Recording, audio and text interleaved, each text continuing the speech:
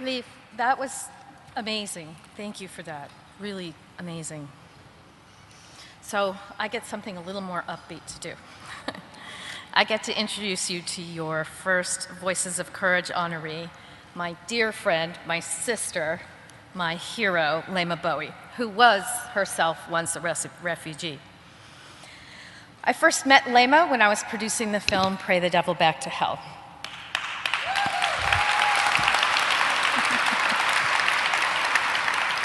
Now you make me look like I'm milking it, especially because I was about to say, now available at Amazon.com.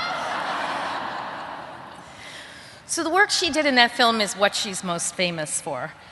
And to make a long story short, she played an extraordinary role in pulling together what was called the Liberian Mass Action for Peace, Muslim Christian women coming together, working out their differences, and protesting for peace in Liberia.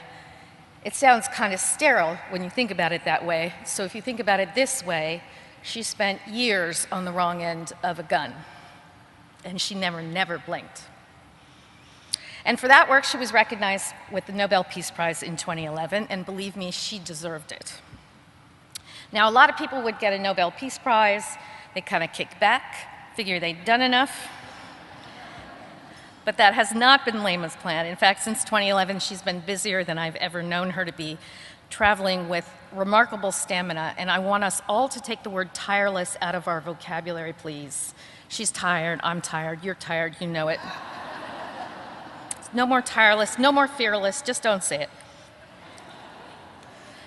She's been traveling in support of exactly the women that the Commission advocates for, the women that you and I care about, the women that keep the world on its axis, let's face it, in spite of every effort to knock it off.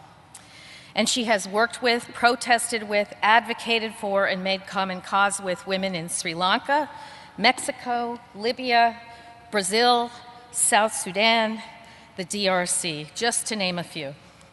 She is a thought leader and a globally recognized voice for justice and dignity and human rights.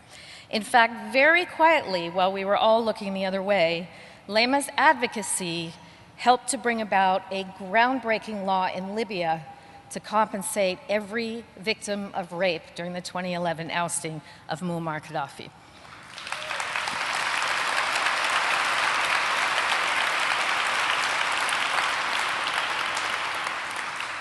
So sometimes when we were editing the film, we'd say, oh my God, this woman is taking over the film. Cut her back, man. What is going on? And every time we'd say that to ourselves, we'd get this new piece of footage in from the archival, and there she was, right at the front of everybody, saying something crazy to some crazy person. So I just want to show you one of them, and when we show this, I want you to bear in mind that that's Charles Taylor she's talking to, who said that he would kill his own mother if she protested. So let's just have a minute of Leymah. She's pretty cool, right? Very cool. Leymah is a walking, talking, praying, singing, dancing, sometimes terrifying example of what one person can do with courage and faith and solidarity and love and a little bit of pig-headedness, let's face it. For her perseverance, her passion, and her astonishing ability to speak truth to power, it's my honor to present Leymah Gbowee with the Voice of Courage Award.